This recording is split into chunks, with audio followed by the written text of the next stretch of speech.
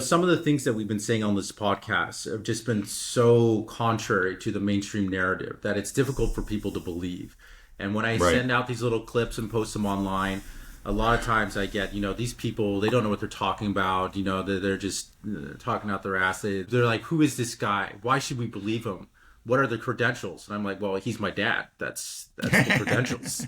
So Right. I'll ask you that question. Why should people believe us? Why Yeah. what we're saying? Okay. Well, first of all, yeah. Okay. Take some of our statements. You can go and research them. Well, I think you'll find out that they're well founded.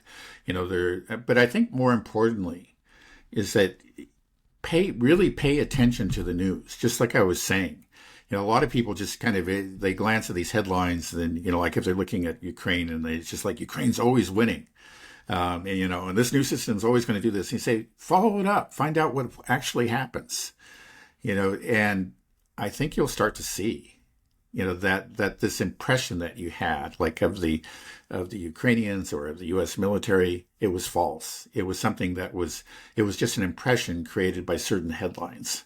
But go beyond the headlines, actually research it. You can even stay within mainstream news sources, and I think you'll start to see that what we're saying is true. A good person to follow, especially on questions of the military-industrial complex, is Brian Berletic.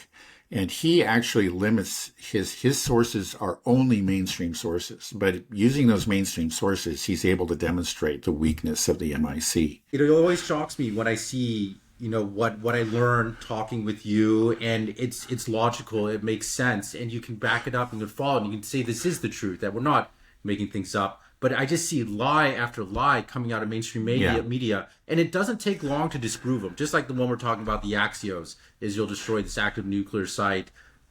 Show me the evidence. Right. And Yeah. I'm not. We're not beholden to one thing. We just report what we see. We analyze it logically and as unbiasedly as we can. I mean, of course, everybody gets some things wrong sometimes, but overall, just look at the mainstream media, just how they've lied to you again and again. You cannot have trust in these institutions anymore. They're clearly beholden, and they have narratives, and they're given their talking points, and that's it.